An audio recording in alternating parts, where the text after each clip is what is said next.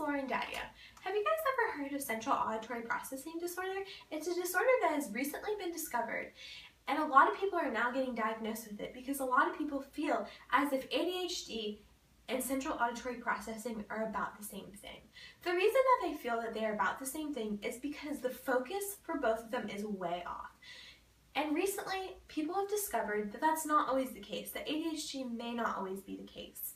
I recently have been diagnosed with central auditory processing disorder, which is why I want to inform you guys about the symptoms and the causes and all kinds of different techniques that you can do to improve central auditory processing disorder. So let's go ahead and get started.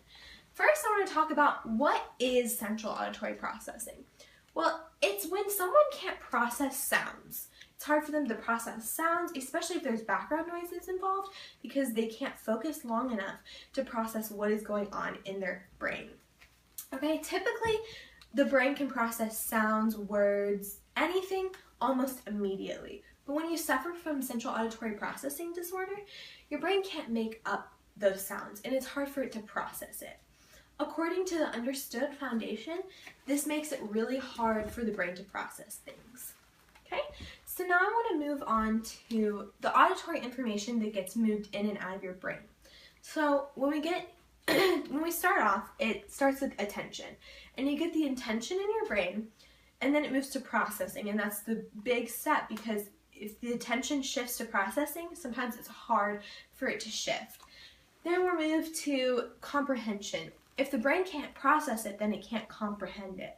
And then we move forward to memory. And memory is the hardest part because if you can't process it, get your attention, or comprehend it, how are you going to store it in your memory?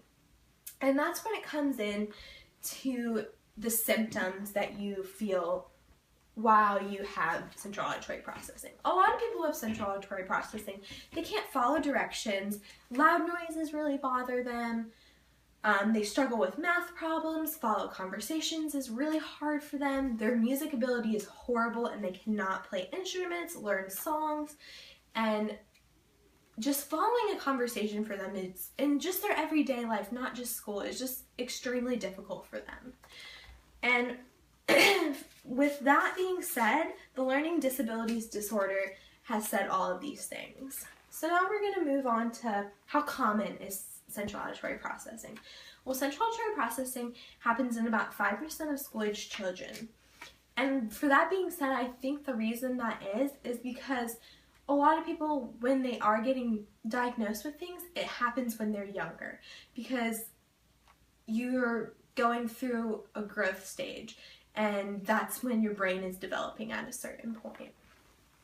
So then we have what causes it.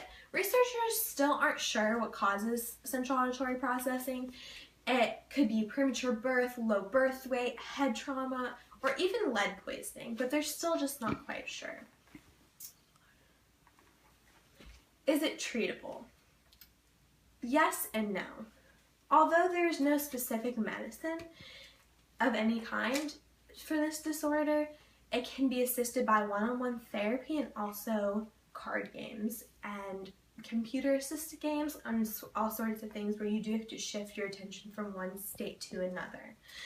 I know that I participate in therapy one-on-one and it really helps me just move forward and get better. So no, there's no medicine involved. It's all natural and it's all you're improving yourself. So how do you diagnose it? Well, that's hard because you have to go to an audiologist to get diagnosed with central auditory processing, quote unquote.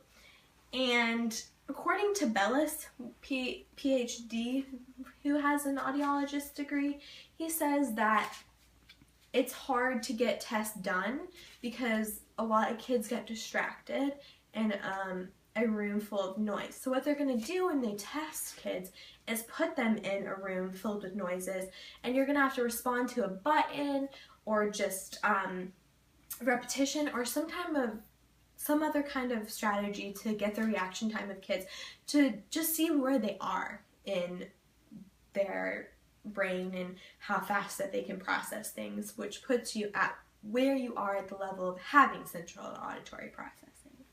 So that's very important.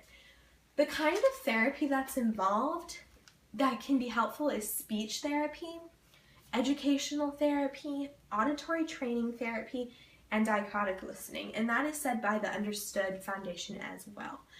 The main one that I want to talk about is dichotic listening. I know I've done dichotic listening for months and months and months in my therapy, and that has been the best solution for me. What you're doing with dichotic listening is you're taking what you're hearing in your right ear and it transfers to your left side of the brain. And then when you're taking into your left ear is going to the right side of the brain. So with that being said, it trains one side of the brain and the other, so that when you're in a state of, when people are talking to you, it's easy for you to hear what they're doing in both ears and for both sides of your brains to process the information. So basically that's all I have for you today.